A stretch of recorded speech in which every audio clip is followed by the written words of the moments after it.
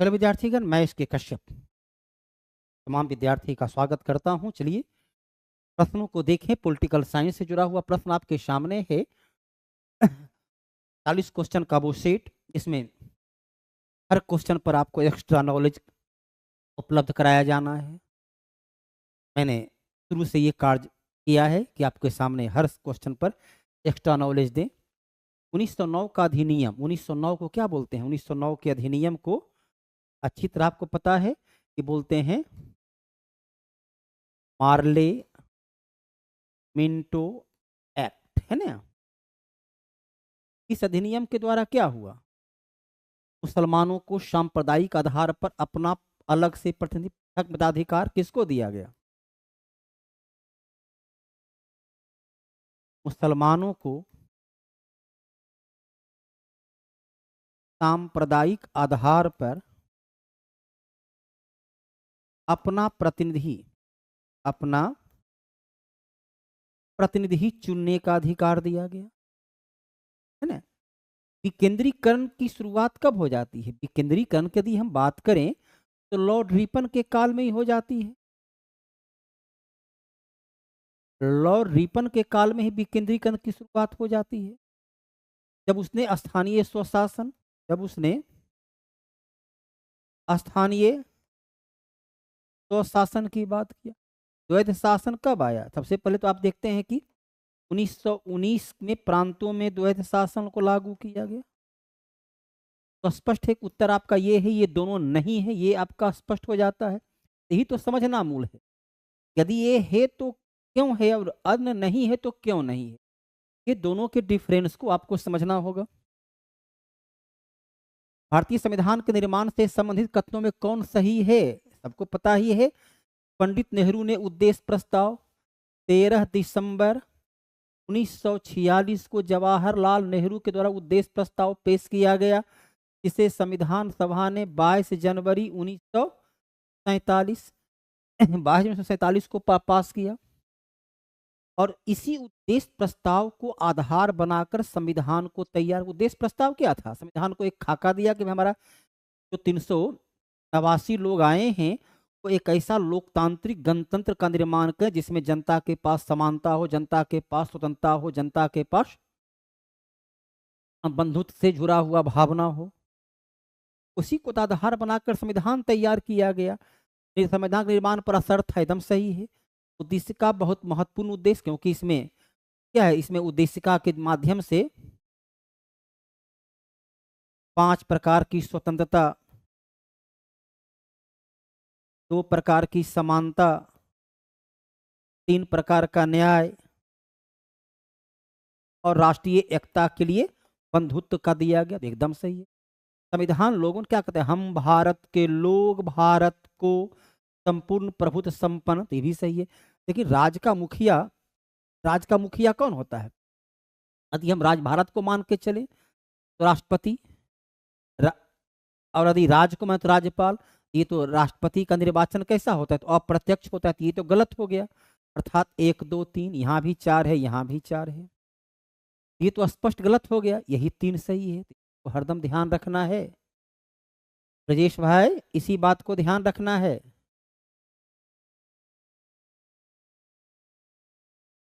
चलिए, विधानतः नए राज्य को शामिल करना अर्थात विदेशी संघ से भारतीय में शामिल करना। तो अनुच्छेद 2, जिसे आपने पढ़ा कि 36वां संविधान संशोधन के द्वारा 1975 में सिक्किम को 1975 में सिक्किम को भारतीय संघ में शामिल किया गया। ये क्या है? अनुच्छेद 2 के आधार पर समानता का अधिकार। अनुच्छेद 14 सबको ही भली भांति पता है। विधि के समक्ष समानता, कानून के समक्ष समानता, कानून किसी भी नागरिक के साथ भेदभाव। चलिए, एक सही उत्तर मिल जाएगा। पहला का 2 है, देखो एक ही जगह है ही। ऐसे प्रश्न में अक्सर देखा जाता है युक्त में से कोई नहीं या एक से अधिक वाली विकल्प कम काम करते हैं। अब बात हो सकता है, लेकिन 99% इसमें आपके पास 2 विकल्प तो ऐसे ही खत्म है, और एक ही विकल्प में आपका उत्तर देखिए हाजिर है। अब देखिए मिल जाएगा। 2 के बाद 1, गिरफ्तारी से निरोध, किसी व्यक्ति को गिरफ्तार करने से पहले उसके कारण को जानने का अधिकार, सही है।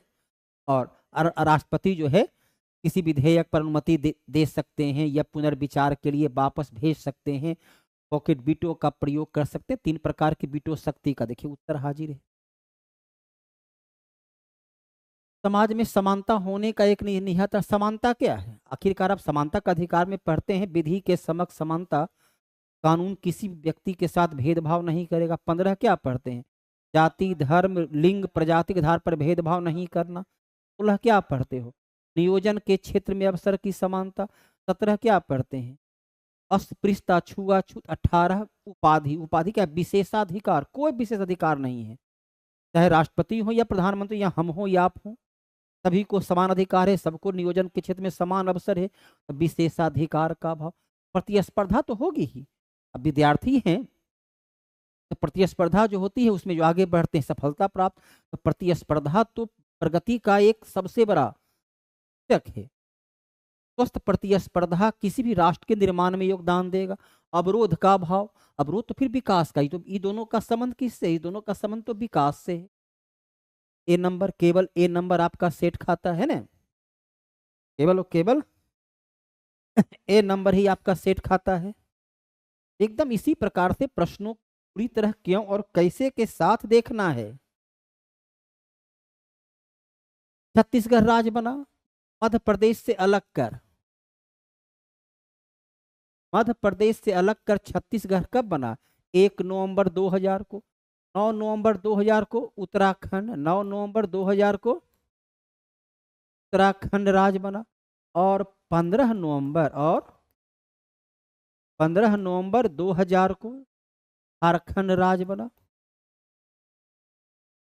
ये 3 राज्य का निर्माण हुआ 2000 ईस्वी में। भारत के सभी व्यक्ति को उपलब्ध नहीं, भारत के सभी व्यक्ति, यहां देखिए सभी व्यक्ति शब्द होता है।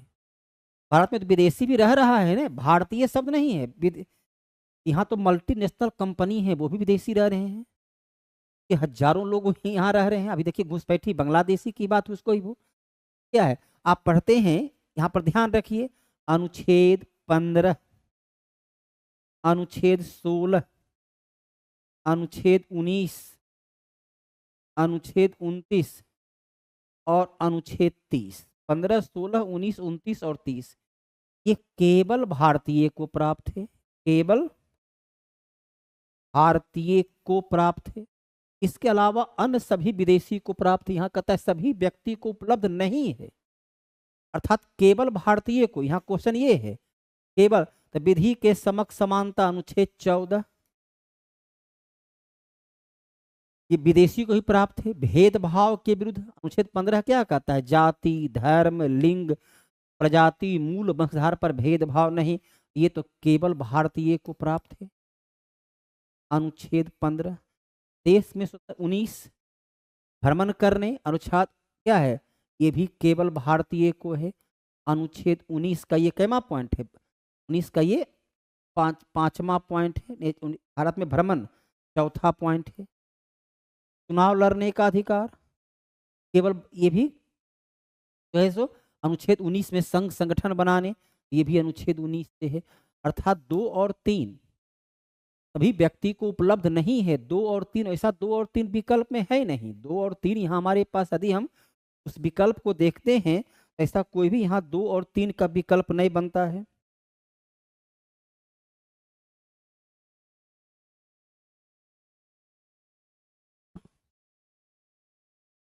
दो, 3,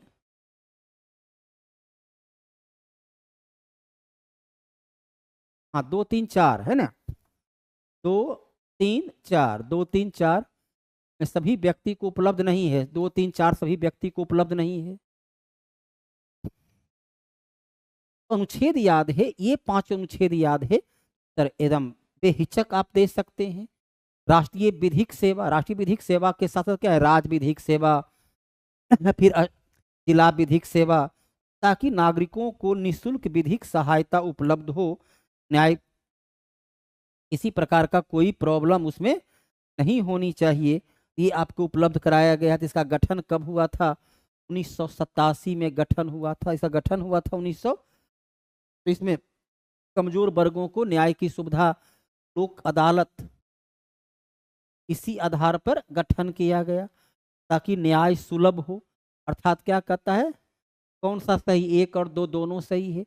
इसका उद्देश्य समान अवसर के आधार पर समाज के कमजोर वर्ग को निःशुल्क एवं सक्षम विधिक सेवा उपलब्ध कराना है। यह देश भर में विधिक कार्यक्रमों और योजनाओं को लागू करने के लिए राज्य विधिक सेवा प्राधिकरण को निर्देश जारी करता है, दोनों, ताकि नागरिकों को आसानी से न्याय उपलब्ध हो, सुलभ हो। किसी की अज्ञानता, किसी की अशिक्षा, किसी की गरीबी के कारण उसे न्याय से वंचित नहीं होना पड़े, इसका ये प्रावधान करता है और ये 1987 से लागू है। भारत के उपराष्ट्रपति, आप अनुच्छेद चलिए 67 क्या कहता है, उपराष्ट्रपति को संविधान का उल्लंघन, संविधान का उल्लंघन के आरोप में, अक्षमता के आरोप में पद से हटाया जा सकता है, लेकिन उपराष्ट्रपति के विरुद्ध पहली बार प्रस्ताव राज्यसभा में ही लाया जाएगा, जिसकी सूचना कम से कम 14 दिन पहले, जिसकी सूचना कम से कम 14 दिन पहले आ जानी चाहिए। प्रस्ताव आने के बाद जब इसे राज्यसभा केवल बहुमत से पास कर दे, तब यह पहुंचता है लोकसभा में, और लोकसभा भी बहुमत से पास कर दे। पहली प्रस्ताव प्रस्तावित केवल राज्यसभा में होगा। अनुच्छेद हाँ, हटाने में लोकसभा की भी सहमति की जरूरत होगी, लेकिन पहला प्रस्ताव राज्यसभा में ही आएगा। है, आप लोग उत्तर दे ही नहीं रहे हैं, क्यों? उत्तर दीजिए मेरे भाई। भारत का महान्यायवादी, अनुच्छेद 76 के आधार पर राष्ट्रपति, अनुच्छेद 76 के आधार पर राष्ट्रपति महान्यायवादी अर्थात भारत सरकार का प्रथम विधिक अधिकारी, प्रथम विधिक अधिकारी को नियुक्त करते हैं, जो राष्ट्रपति के प्रसाद पर्यंत अपने पद पर रहते हैं। तो लोकसभा की कार्यवाही में भाग ले सकते हैं, लोकसभा की समिति में भाग ले सकते हैं, लोकसभा में बोल सकते हैं, लेकिन अनुच्छेद 88 लोकसभा में मतदान नहीं कर सकते। संसद के किसी भी सदन की बैठक में भाग ले सकते हैं, चर्चा परिचर्चा कर सकते हैं, समिति की बैठक में शामिल हो सकते हैं, लेकिन अनुच्छेद 88 स्पष्ट कहता है कि सदन के मतदान में भाग नहीं लेंगे। महान्यायवादी एकमात्र ऐसा अधिकारी है जो गैर सांसद होते हुए भी संसद की किसी भी सदन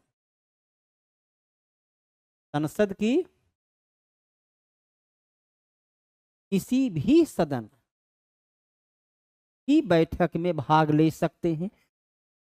स्पष्ट है, उत्तर क्या हो जाएगा? 4 को छोड़ देना है, 1 2 3। क्या करना है सर? पीआरटी 1 to 5 का टेस्ट डिस्कशन कब होगा? रिप्लाई सी कब होगा? अरे 1 to 5 का तो मैंने 6 बजे से ही डिस्कशन कर दिया।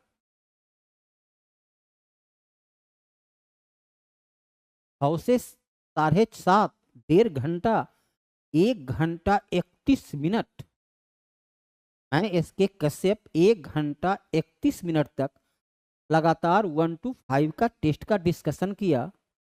अब उसमें कोई दूसरा विषय चल रहा होगा, मैं तो डिस्कशन अपनी नियत समय, आपको पता है कि 6 बजे से शनिवार और रविवार, सैटरडे संडे को 6 बजे डिस्कशन होता है, और मैं 6 बजे उसका डिस्कशन किया। अब देखें, नियंत्रक महालेखा परीक्षक अनुच्छेद 148 से 151 जो है वो एजी नियंत्रक महालेखा परीक्षक से जुड़ा होता है। नियंत्रक महालेखा परीक्षक क्या कहते हैं? संचित निधि पर नियंत्रण रखने वाला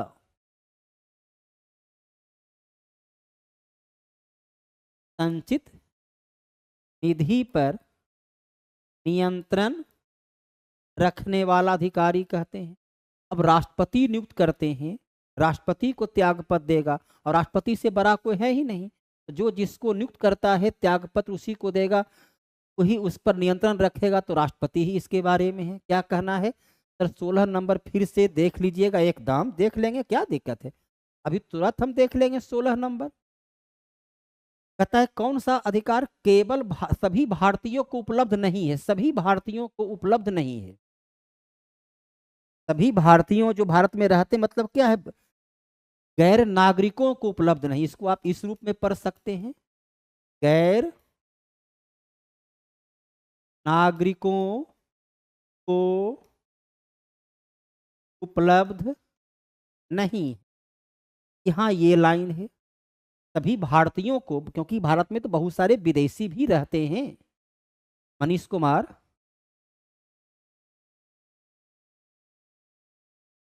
क्वेश्चन नंबर 4 गलत है। अब 4 यहाँ कौन क्वेश्चन है बाबू?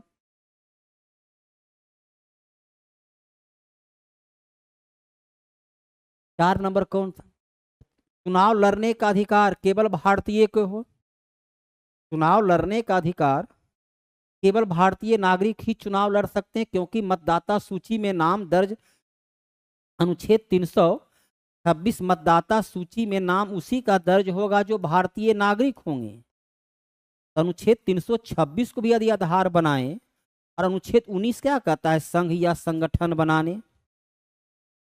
तो संघ संगठन बनाए तो चुनाव लड़ने के लिए संघ संगठन की जरूरत होगी। 19 के आधार पर भी आप चुनाव नहीं लड़ सकते, क्योंकि 19 केवल और केवल भारतीय को प्राप्त है। भेदभाव अनुच्छेद 15 जाति धर्म, तो 15 केवल भारतीय को प्राप्त है, 19 केवल भारतीय को प्राप्त है। विधि के समक्ष समानता विदेशी को ही प्राप्त है। 3 4 सभी व्यक्ति को उपलब्ध नहीं है, 2 3 4 गैर नागरिकों को उपलब्ध नहीं है। बोलिए कहां पर दिक्कत है मनीष कुमार? मनीष भाई कहां पर दिक्कत है इसमें? तो कहीं इतना ध्यान रखना है कि अनुच्छेद 15 16 19 29 30 केवल भारतीय को है, विदेशी को प्राप्त नहीं है। ये 15 है, ये 19 है, तो विदेशी को प्राप्त नहीं है। इसमें तो कहीं कठिनाई नहीं होनी चाहिए थी। बोलिए चलिए आगे। फिर भी चुनाव लड़ने का अधिकार केवल भारतीय को है, विदेशी चुनाव नहीं लड़ सकता है, मत भी नहीं दे सकता है। चुनाव लड़ने के लिए उसे भारत में मतदाता सूची में नाम दर्ज होनी चाहिए।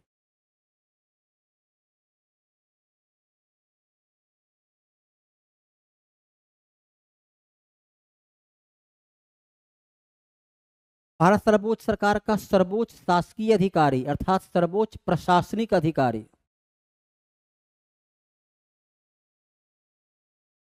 अब तो स्पष्ट हो गया चुनाव लड़ना।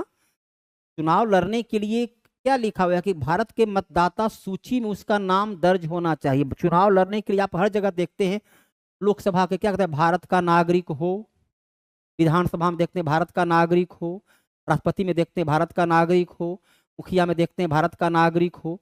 तो भारत का नागरिक होगा तब तो मतदाता सूची में ना, भारत वहाँ क्या गैर नागरिक, वहाँ पर स्पष्ट हो जाता है।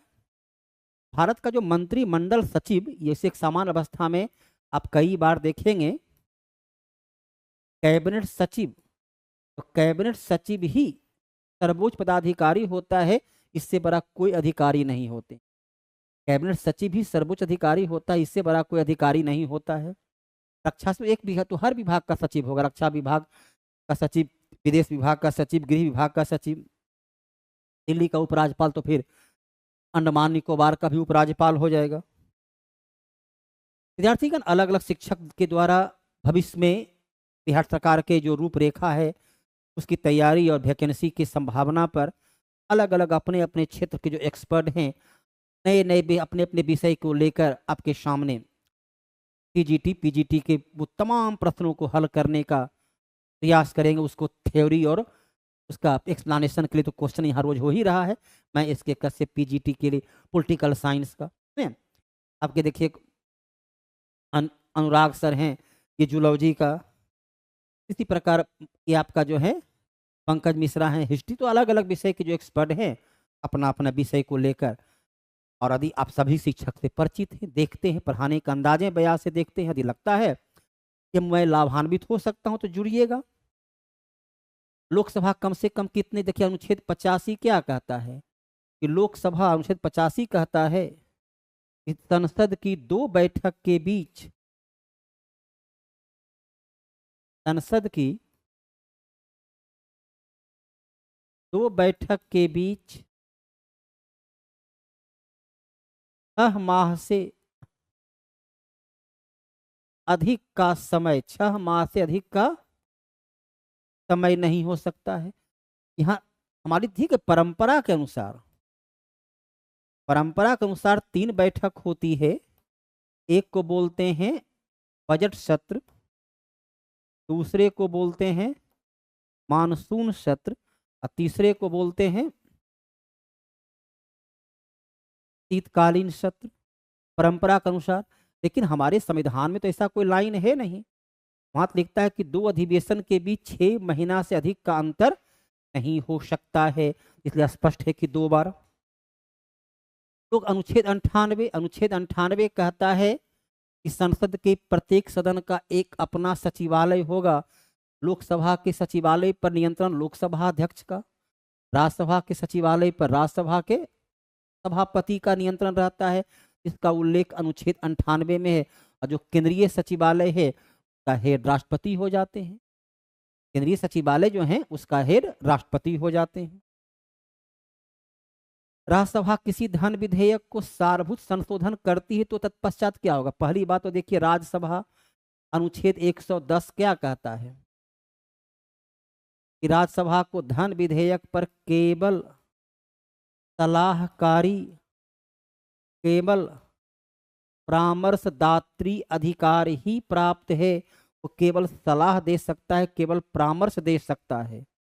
राज्यसभा के द्वारा दिया गया परामर्श को लोकसभा स्वीकार या अस्वीकार करने के लिए बाध्य है। पसंद होगा मानेगा, ना पसंद होगा ना मानेगा। अनुच्छेद 109 क्या कहता है? राज्यसभा में धन विधेयक पहली बार प्रस्तुत नहीं होगा और पुनः दोबारा उसके पास नहीं आएगा। एक बार गया, 14 दिन में पास किए तो किए, नहीं किए तो अपने आप पास हो जाएगा। जो उस पर सुझाव दिए, मानना ना मानना लोकसभा की मर्जी, वह कार्यवाही आगे चला जाएगा। लोकसभा विधेयक पर आगे कोई विचार नहीं कर सकती। वो केवल कहाँ होता है? संविधान संशोधन विधेयक में लाइन लागू होगा। पुनर्विचार के राज्यसभा को नहीं लौटा नहीं सकती, क्योंकि उसका अनुच्छेद 109 में स्पष्ट रूप से लिखा हुआ है दोबारा उसके पास वापस नहीं भेजेंगे।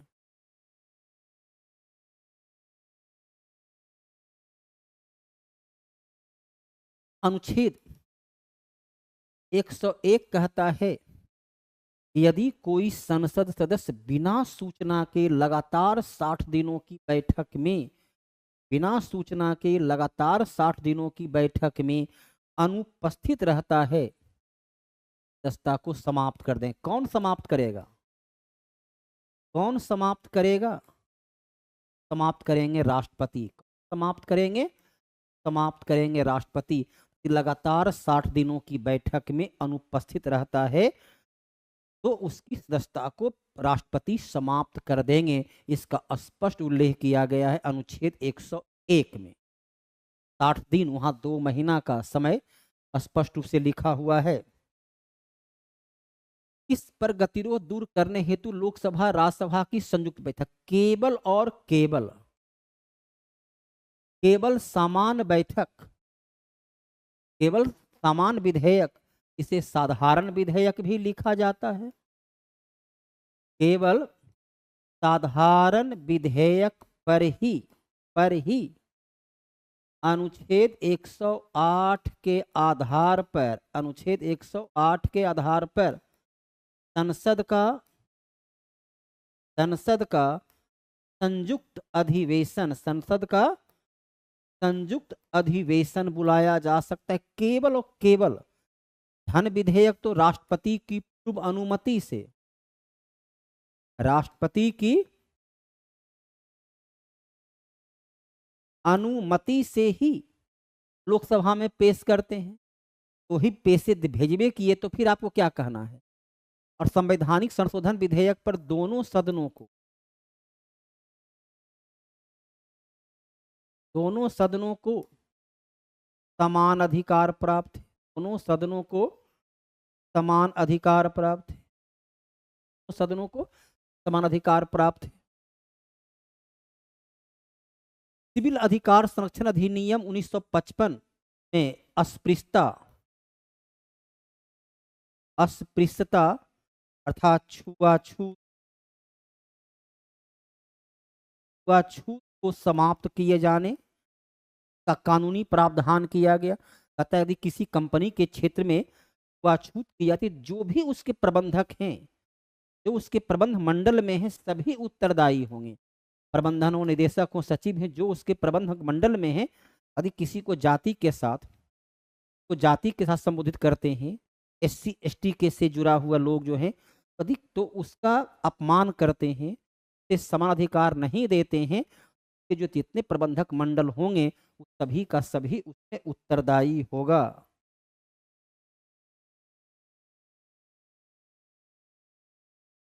अनुसूचित जाति जनजाति अधिनियम, अब देखिए यहाँ पर जो है 1989 में इसके अनुसूचित जाति जनजाति अधिनियम 1989 में तैयार किया गया। इसमें टोटल 23 धारा है।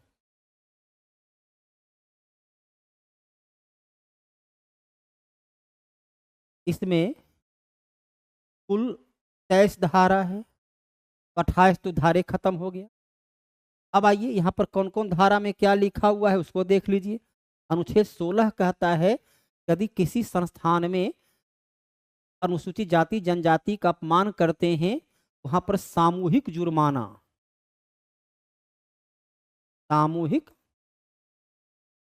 जुर्माना लगाया जा सकता है। अनुच्छेद 17 क्या कहता है? अनुच्छेद 17 कहता है वहां पर जो है यदि किसी पर SC ST पर आप अपमानजनक जाति के, तो उसकी जांच करने वाले जो अधिकारी होंगे,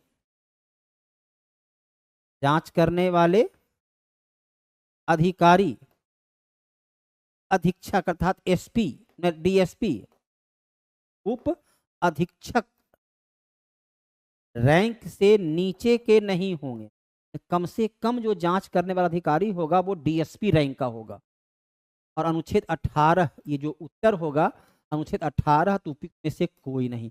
अनुच्छेद 18 कहता है उनको अग्रिम जमानत नहीं दी जाएगी। यदि आपने आरोप लगाया तो आपने ऐसा किया है तो बिना जांच के आपको जमानत नहीं मिलेगी, अर्थात कम से कम आपको 3 महीना 90 दिन तक तो कारागार में रखा जा सकता है। आपको अग्रिम जमानत का नहीं, हाँ अनुच्छेद 18 में उसका उल्लेख है। सर्वोच्च न्यायालय में अनुच्छेद 127 क्या कहता है? राष्ट्रपति CGI के सिफारिश पर CGI की सहमति से तदर्थ न्यायाधीश को नियुक्त करेंगे। अतिरिक्त न्यायाधीश ये तो केवल हाई कोर्ट में, केवल जो है न्यायालय, केवल उच्च न्यायालय में अनुच्छेद 224 के आधार पर केवल उच्च न्यायालय में अतिरिक्त न्यायाधीश को नियुक्त किया जाता है। सुप्रीम कोर्ट में तो केवल और केवल तदर्थ न्यायाधीश, एडहॉक न्यायाधीश को नियुक्त करते हैं। किस लिए? कोरम को पूरा करने के लिए, अर्थात एक सही है 2 गलत है, एक सही है 2 गलत है, एक सही है और 2 गलत है, तो केवल और केवल वहां स्पष्ट लिखते हैं ये केवल हाई कोर्ट में ये कर सकते हैं, केवल हाई कोर्ट में, और ये केवल सुप्रीम कोर्ट में। जनहित याचिका जो है 1989 में पहली बार जनहित याचिका आया। उस वक्त न्यायाधीश थे PN भगवती। तो भारत और पहले तो अमेरिका है USA से प्रभावित होकर भारत ने भी इसको स्वीकार किया। जनहित याचिका केवल सुप्रीम कोर्ट और हाई कोर्ट में, क्योंकि जनहित याचिका मौलिक अधिकार और नागरिक अधिकार से जुड़ा होता है। जनहित याचिका का संबंध किससे है? ये संबंध है मौलिक अधिकार प्लस नागरिक अधिकार से, मौलिक अधिकार प्लस नागरिक अधिकार से। सर्वोच्च न्यायालय, उच्च न्यायालय, सर्वोच्च न्यायालय दोनों में दोनों में, क्योंकि दोनों को ही मौलिक अधिकार का मुकदमा को सुनने का अधिकार है। ये जिला न्यायालय में, सत्र न्यायालय में, अधीनस्थ न्यायालय में नहीं आ सकता, क्योंकि उसको मौलिक अधिकार का मुकदमा की सुनवाई करने का अधिकार प्राप्त नहीं है। क्यों? लोकतंत्र सरकार का एक बेहतर प्रारूप है। लोकतंत्र by the people, for the people, of the people. इसमें संपूर्ण जनता की भागीदारी होती, सभी को अपना पक्ष रखने का अनुभव मिलता है। यह मतभेद एवं संघर्षों का, क्योंकि हर जाति के लोग, देखिए चुनाव हुआ तो किसी को यदि बहुमत मिलती है तो उसमें केवल एक जाति के पक्ष में आ जाने से नहीं मिलती है, संपूर्ण जाति वर्ग को उसको प्रभाव मिलता है। संपूर्ण जाति समूह कमोबेश उसको वोट देते हैं, तभी बहुमत या 2/3 बहुमत, 3/3 बहुमत प्राप्त होती। सब लोग उसकी समस्या के समाधान में वहां विधानसभा में पहुंचते हैं, हर जाति के लोग पहुंचते हैं और अपने अपने तरीके से उसको समाधान करने का काम करते हैं। ये सरकार का यह मतभेद एवं संघर्षों का निपटारा करता है। यह मतभेद एवं संघर्षों का निपटारा करने में सबसे महत्वपूर्ण भूमिका निभाता है। इसमें अधिक उत्तर, क्योंकि by the people, for the जनता के उत्तरदायी होती। ए और बी दोनों से ही, तो उत्तर क्या हो जाएगा? उत्तर हो जाएगा डी। अब उत्तर हो जाएगा डी। और भाई आप लोग तो एकदम उत्तर देना ही बंद कर दिए हैं, तो क्या करें अब हम, बताइए।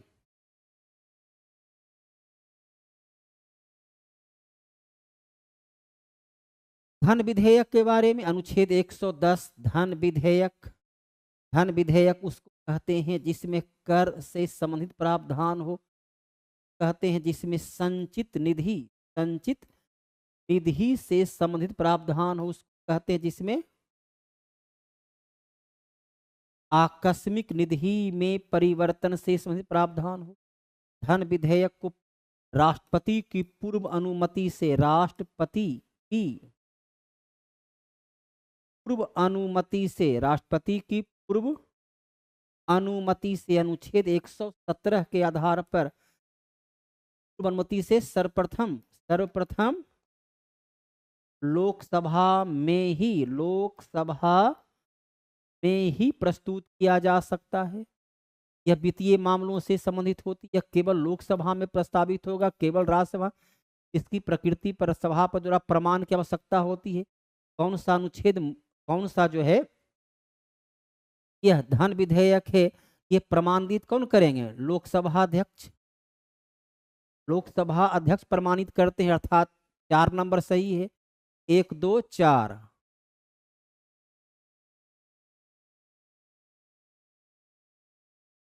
कथन असत्य है, कथन असत्य। कौन सा कथन असत्य है? क्या करना होगा? केवल यह वित्तीय मामले से संबंधित होते हैं। यह केवल धन विधेयक में कौन सा कथन असत्य है? यह केवल लोकसभा में प्रस्तावित होते हैं, केवल लोकसभा में प्रस्तावित होते हैं, तो सत्य है। यह वित्तीय मामलों से संबंधित है, ये भी सत्य है।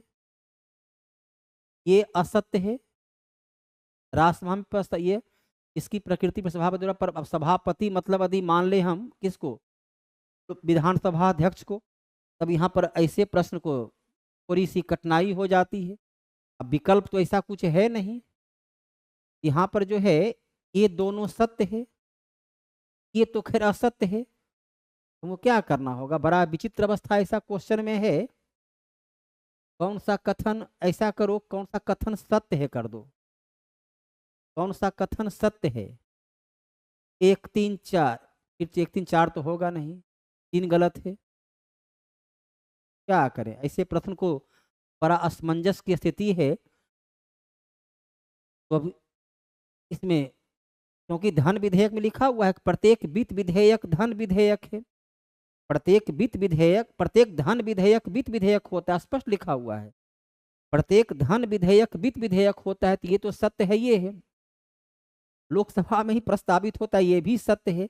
राज्यसभा में प्रस्तावित होता है, तो स्पष्ट है कि ये जो है सो लाइन गलत है। और लोकसभा अध्यक्ष की प्रमाण की आवश्यकता होती है। अब क्या कर सकते हैं इसमें? केवल और केवल ये है। अब इसको यहाँ पर विकल्प ऐसा है ही नहीं, जैसे कर दें। कौन सी भूमिका राजनीतिक दल की नहीं होती है? राजनीतिक दल नहीं, पॉलिटिकल पार्टी ये देश के कानून का निर्माण करते हैं। बोलिए, पॉलिटिकल पार्टी देश के विधि का निर्माण करने के लिए कौन उत्तरदायी है? लेकिन उसके लिए विधायिका, अब राजनीतिक दल वाले जो चुनाव हार गए, चलिए पार्टी बनाए आपके कौन, जनसुराज, वो तो नहीं बनाएंगे नियम। राजद चुनाव हार गए तो नियम नहीं बनाएंगे। तो ये तो कोई जरूरी, देश के लिए कानून बनाता है कौन, विधायिका। जो विधायिका में कानून कौन बनाएगा, पार्टी तो कानून बनाएगा नहीं। जन स्वराज पार्टी हार गया, कैसे कानून बनाएगा।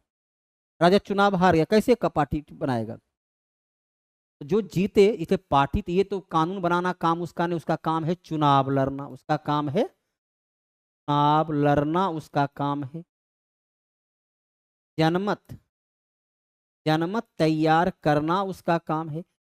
एक पार्टी दूसरी को सरकार बनाने में सहयोग करती है, हाँ करती। चलो अभी सरकार बनेगी तो क्या, Nitish Kumar, Janata Dal you, Bharatiya Janata party, BJP, कम से कम ये दोनों को तो मिलना होगा, तो सहयोग करते हैं, ये चलिए तो सही है। के विचार और मत समान हो सकते हैं सभी मुद्दे पर, एकदम नहीं होगा। कभी भी सब पार्टी का विचार एक समान हो, हर पार्टी के अलग अलग विचारधारा, अलग अलग मुद्दा क्या कहता है, भूमिका नहीं निभाई जाती। तो खैर स्पष्ट है कि ए और सी दोनों, ए और सी दोनों सही है, तो उत्तर क्या देना होगा, उपयुक्त में से एक से अधिक। उत्तर देना होगा एक से अधिक, क्योंकि जिस प्रकार का विकल्प है, हमको विकल्प के आधार पर चुनना है। चलिए विद्यार्थी ज्ञान एडुकेशन 2 जो भी है 3, आपको पढ़ाई अच्छी लगी उसके लिए धन्यवाद। पढ़ाई अच्छी लगी उसके लिए धन्यवाद। यहाँ भी कुछ इस प्रकार का विकल्प है। पवित्र कानून की तुलना में, अब देखो नागार्जुन, ये तो हमारे कवि हैं, इनका तो कोई संबंध जो है राज और कानून से है नहीं। ये तो विद्रोही कवि में आते हैं, ये तो विद्रोही कवि में आते हैं। मनुस्मृति विधि की पुस्तक है, लेकिन कौटिल्य का अर्थशास्त्र, कौटिल्य का अर्थशास्त्र क्या कहता है, यदि राज्य के विकास के लिए धर्म का भी सहारा लेना पड़े, धर्म का सहारा लेना है, रुचिकर वह है जो प्रजा को लगे, न कि रुचिकर वह है जो राजा को लगे।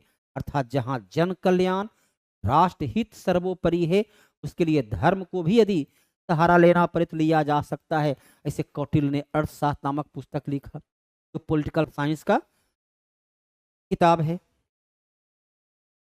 शीत युद्ध कब से है, 1945 से लेकर 1991 तक। SA+ESSR,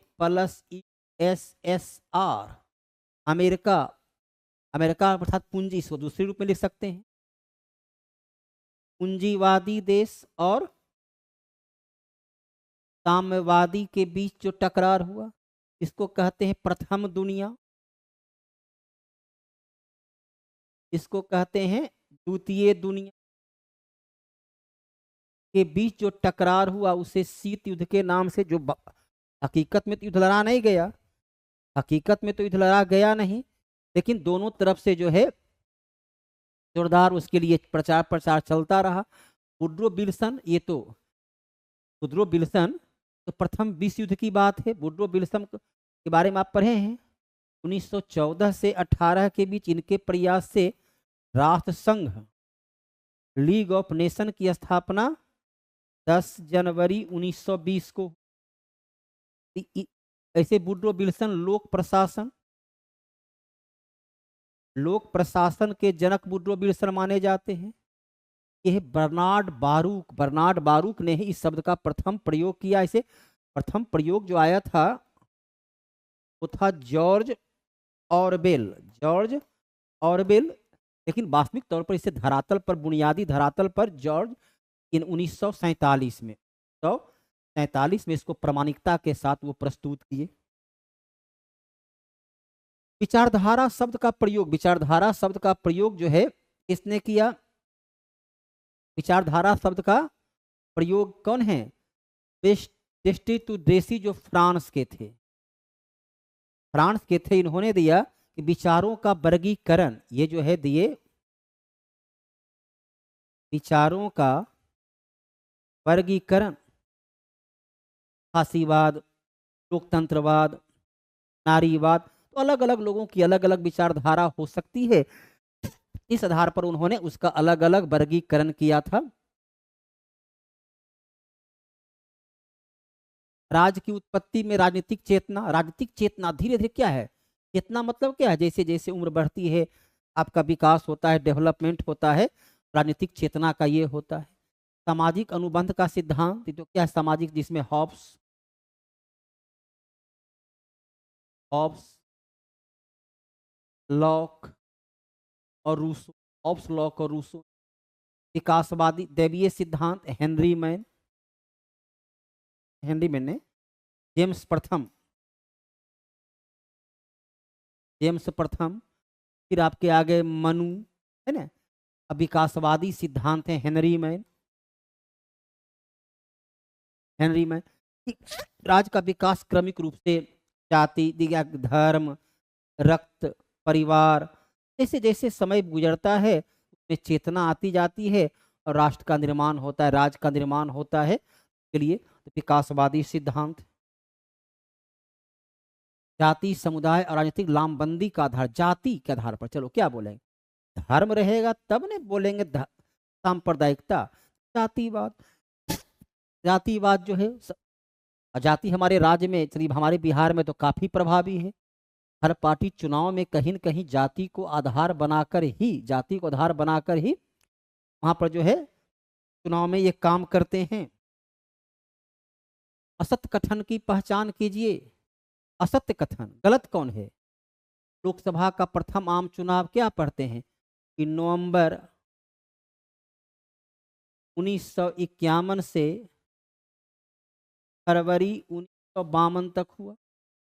लाइन सही है। चुनाव में पहले मतपत्र का प्रयोग होता था, चुनाव में पहले मतपत्र का प्रयोग होता था और मतपत्र के प्रयोग में क्या था, व्यक्ति का नाम और चुनाव चिन्ह दोनों लिखा होता था। 90 दशक में सबसे पहली बार क्या है, 1982 में, सबसे पहली बार 1982 में केरल से ईवीएम इलेक्ट्रॉनिक वोटिंग मशीन को प्रयोग में लाया गया। उसके बाद धीरे धीरे क्रमिक रूप से विकास होता गया, तो ये भी लाइन सही है।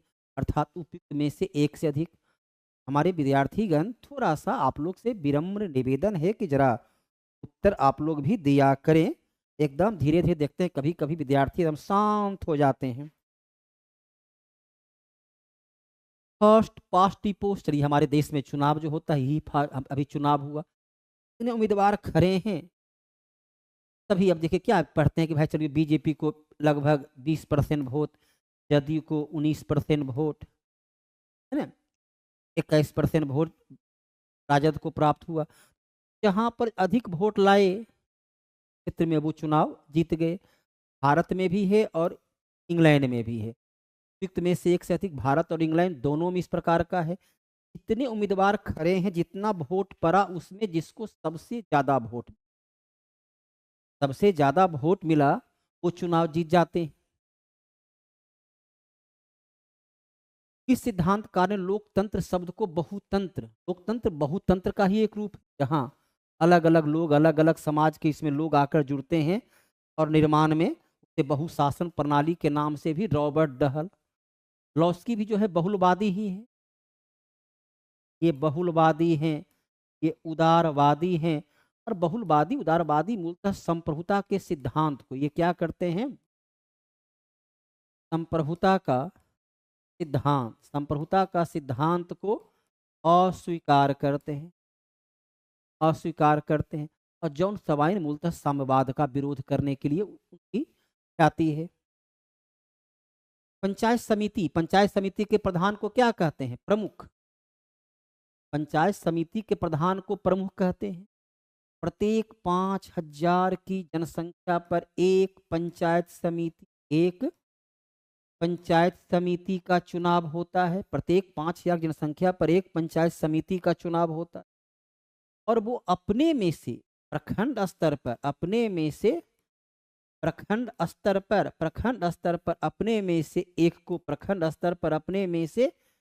एक को अध्यक्ष चुनते, इसे प्रमुख कहते हैं। पंचायत समिति के उसका चुनाव कैसा होता है, ये जो प्रधान होते हैं इसका चुनाव अप्रत्यक्ष एवं गुप्त मतदान से होता है। अप्रत्यक्ष और गुप्त मतदान से होता है। पंचायत स्तर पर पंचायत समिति का चुनाव का सुझाव कौन दिया था? बलवंत राय मेहता समिति। संघाई कोऑपरेशन ऑर्गेनाइजेशन की स्थापना कब हुई? 2001 में। इसमें वर्तमान में 10 देश हैं। एक और था, पीछे क्या था? विजेता बैच लेकर, जैसे कि मैं पॉलिटिकल साइंस का बैच लेकर के आपके सामने है, उसी प्रकार कौशलेंद्र सर जो है मैथ का बैच लेकर के, तो अलग अलग तो अपने अपने विषय के एक्सपर्ट हैं। तो मैं इसके कश्यप जहाँ पॉलिटिकल साइंस का बैच लेकर आपके सामने चंद दिनों के पश्चात आएंगे, ताकि पॉलिटिकल साइंस के पूरी क्यों और कैसे। अब पीजीटी की जब पढ़ते हैं तो टीजीटी स्वतः स्वतः अपने आप हल हो जाती है, क्योंकि पीजीटी में भारतीय संविधान भी पढ़ना है और टीजीटी में केवल भारतीय संविधान ही पढ़ना है। पीजीटी की बैच में आप आते हैं तो टीजीटी तो स्वतः अपने आप हल हो जाता है, और जो एमए किए हो भविष्य में वो पीजीटी के लिए भी अपने आप को पूरी तरह तैयार कर लेते हैं। इसी प्रकार कौशलेंद्र सर मैथ के बारे में बताएंगे। 10 देश हैं, कौन कौन? भारत,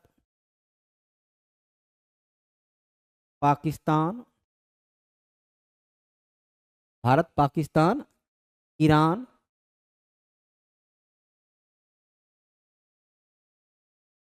बेलारूस, चीन, रूस, कजाकिस्तान,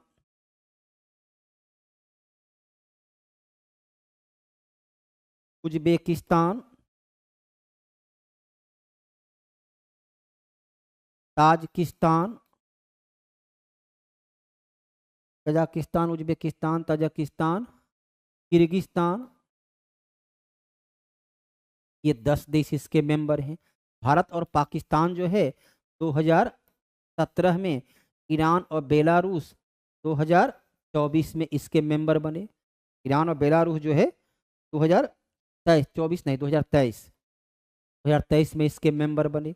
10 देश हैं। 10 देश का नाम आपके सामने उपलब्ध है।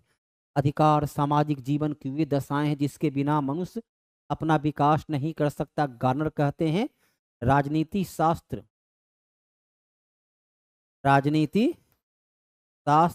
का प्रारंभ और अंत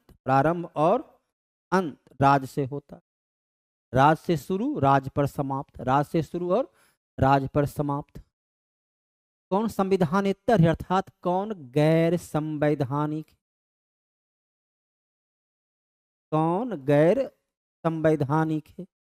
देखो, संघ लोक सेवा आयोग अनुच्छेद 315 के आधार पर, वित्त आयोग अनुच्छेद 280, योजना आयोग का गठन मंत्रिमंडलीय आदेश से कब हुआ था? 15 मार्च 1950 को। मंत्रिमंडलीय आदेश से 15 मार्च 1950 को हुआ था। यह एक गैर संवैधानिक। इसी प्रकार नीति आयोग गैर संवैधानिक संस्था है। इसी प्रकार राष्ट्रीय एकता परिषद गैर संवैधानिक संस्था है। प्रजातीय भेदभाव का उल्लंघन है, बोलिए। सामाजिक समानता एवं सामाजिक न्याय का सिद्धांत। सामाजिक न्याय, सोशल जस्टिस, जॉन रॉल्स के सबसे बड़े प्रणेता कौन है? John Rawls. ऐसे भी आपका संविधान का अनुच्छेद 15 क्या कहता है? 15 क्या कहता है? जाति, धर्म, लिंग, प्रजाति के आधार पर भेदभाव नहीं किया जाना चाहिए। जनता का अधिकार तो है। चलिए, अनुच्छेद 19 से 22 विधि का सिद्धांत। चलिए, डायसी इसके सबसे बड़े प्रणेता हुए। डायसी जो है विधि के सिद्धांत के सबसे बड़े प्रणेता कौन हुए? डायसी। विधि का शासन। भारत गुट निरपेक्ष की नीति को अपनाया 1961 में जवाहरलाल नेहरू के प्रयास से। गुट निरपेक्ष अर्थात वही शीत युद्ध की तो बात थी। न हम प्रथम दुनिया में, न हम द्वितीय दुनिया के साथ हैं। हम तीसरी दुनिया विकासशील देश हैं, जहां में दोनों की सहयोग की आवश्यकता है। हम गुट के प्रति, शक्ति गुट अर्थात अमेरिका और रूस, यूएसए प्लस यूएसएसआर, हम इसके प्रति तटस्थ हैं। न किसी से दोस्ती, न किसी से बैर। 1900 बांडुंग सम्मेलन के बाद इसकी स्थापना की गई। इसमें भारत जो है भारत में जवाहरलाल नेहरू मिस्र के अब्दुल नासिर, युगोस्लाविया का मार्शल टीटो, इंडोनेशिया का डॉक्टर सुकर्नो की भूमिका थी। राजनीति में विवाद का एक सक्रिय प्रक्रिया समझता है, क्योंकि विवाद की सक्रिय हकीकत है। एल लिप्सन का है कि राजनीति में विवाद, यदि हर पार्टी एक दूसरे के नीति का समर्थन करे, फिर चुनाव की आवश्यकता क्या है? चुनाव क्यों देंगे? राजद यदि कहे कि बीजेपी अच्छा ही है, काम किया, नीतीश कुमार अच्छा काम, तो उसको वोट काहे देगा? विवाद तो रहेगा ही, पार्टी एक दूसरे का विरोध करेगी, तो एक स्वाभाविक प्रवृत्ति है। नीति आयोग तथा राज्य सरकार के बीच समन्वय करता, अब हकीकत में तो राष्ट्रीय अब कोई है नहीं राष्ट्रीय एकीकरण पर वित्त आयोग, तो ये संवैधानिक संस्था है। 280 के आधार पर राष्ट्रीय विकास परिषद जो है यह एक गैर संवैधानिक संगठन है। यह स्थापना 6 अगस्त 1952 को किया गया। योजना आयोग के विघटन के साथ यह लगभग मृतप्राय हो गया। यह तो लगभग मृतप्राय हो गया। अब तो यहाँ ऐसा कोई संगठन है नहीं।